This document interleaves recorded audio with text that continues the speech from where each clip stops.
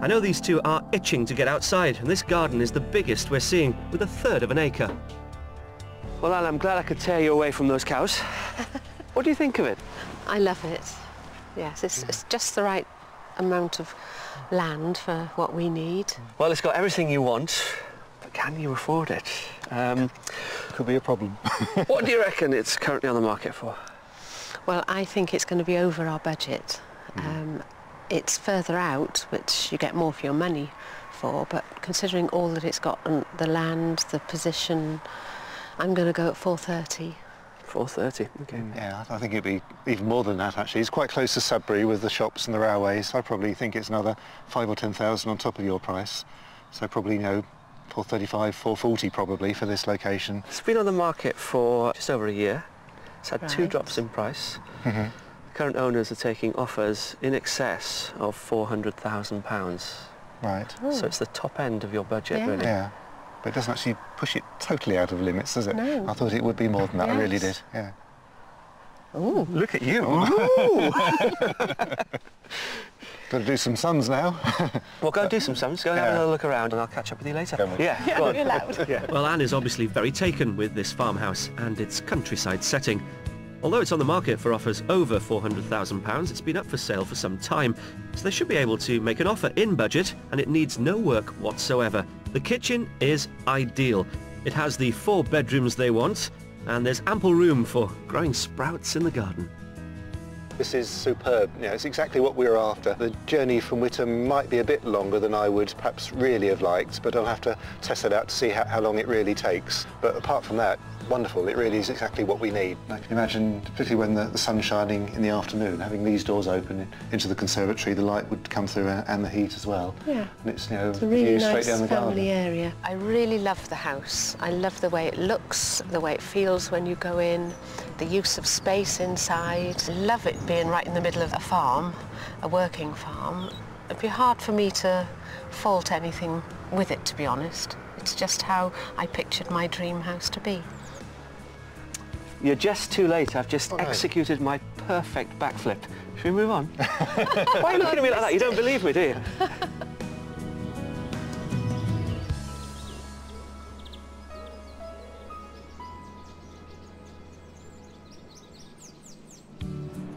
Now, no trip to Essex would be complete without a visit to historic Colchester. It was here in 43 AD that the Roman invaders decided to set up home, making it Britain's first ever city. 2,000 years of history are in evidence just about everywhere you look, and no building is considered to have more historical importance than Colchester Castle.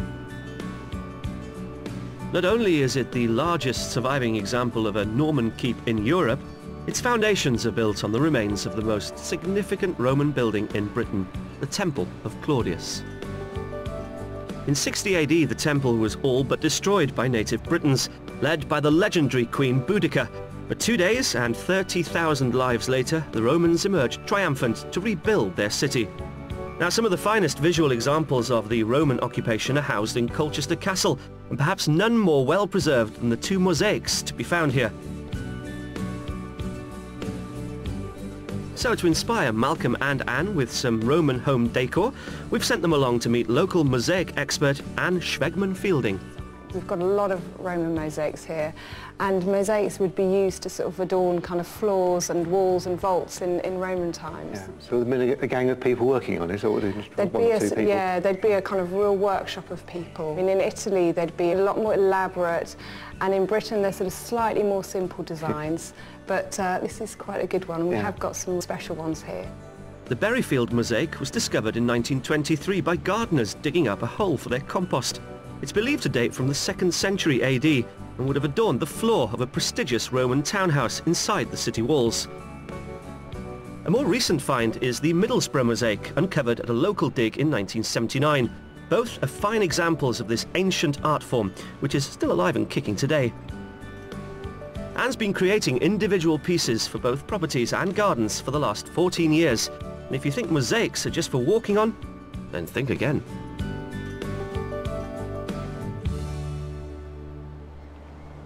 Striking a balance when it comes to location seems to be the key for Malcolm and Anne. So for the mystery property, we've come up with a wonderful solution. A house with a great commute for him and solitude, quiet for her. And it wouldn't be the mystery property without a twist now, would it? Do you want to know what the twist is? It's a house on an island. Yeah, so we're heading just half a mile offshore to the hidden gem of Mersey Island, and in particular the little village of East Mersey. The island sits in the estuary of the rivers Blackwater and Colne and is the most easterly inhabited island of England. Linked to the mainland by a half-mile Anglo-Saxon causeway, its 5 square miles consist largely of farmland. And the entire coastline is designated an area of outstanding natural beauty, a haven for wildlife lovers like Malcolm and Anne. And if they get stranded at high tide, they needn't worry. East Mersey has a shop, a pub and a pick-your-own-fruit farm. And just a stone's throw from the water is our mystery house, dating from the 1920s. It still packs a period punch. Oh, that's nice. That is really beautiful, isn't it? Can you tell that all these properties are, well, almost identical? They were originally owned by the golf club. Right. And anyone who had a bit of money in the 1920s would come over for a round of golf, and they'd put them up in these cottages. Very nice too. I like it. Beautiful. It's really It nice. looks in really good order, doesn't it? And if Anne thought the views have been good so far, wait until she sees what this house has in store. Come on in. Don't be shy, it's not like you. Oh, you know me. So, a typical 1920s property. Let me show you the sitting room first. Come with me. Oh yeah, this is a lovely room. I Good like proportions, this. isn't it? That's a nice feature, the sort of plate trail up there. It is, isn't it? I love the And the original fireplace, fireplace. gorgeous. It's a working fireplace. Is it? That's nice. Oh, so real cold Very sort of pretty. fire. Yeah, I love that. Also the bay window as well, typical of the, you know, dates of the property. Yeah, it's really pretty. Nice, warm, sunny room. Through to the dining room. The dining room is opposite, but it's the kitchen I really want Anne to see. Ooh. Goodness, Oh, this is bigger than I yes. expected it was going to be. Oh, fabulous. It's nice, isn't it? Yes. Very new. Love the cooker. Yeah, you've got electric range, no Yeah. gas on the island, That's on the okay. whole island. But you know, when you live on an island, you put up with that sort of thing. Exactly. I like this very much. And one thing you haven't noticed is when you look out the window. Oh, look at that. Oh Across the my water. goodness. It's just beautiful. My Let's move on. goodness me. Downstairs, this house just keeps on giving. Another impressive room, isn't it? Oh, another Big reception. fireplace. Oh, I like that fireplace. Yeah, that's not That's nice. I like the wood. 1920s. No. No, I like the wood. Would your furniture fit in here? I think it probably would, wouldn't Yeah, it? it well, probably would. plenty of room Yeah. for all of it. And you've got that out there. You have, come on. That view, that is just magnificent, isn't it? Yeah. I If I had like a the pound view. for every time you've said that to Sorry. me. Yeah. No, it's good. It's just beautiful.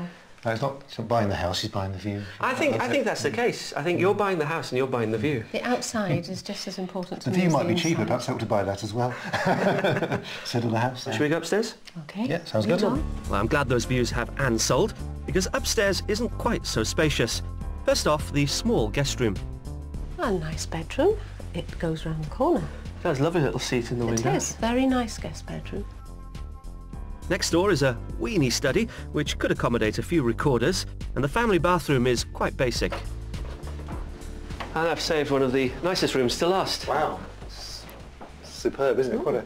It's an excellent room. What I'm So worried much. about in this room is storage, really, because you've only got that room, One, that two, three, door, four, that five, door. So these are basically- all wardrobes. His and hers. So be hers and a little bit of his, probably. I was thinking maybe yours could go under the bed, to be honest with you. Yeah. And I've left the final room to last.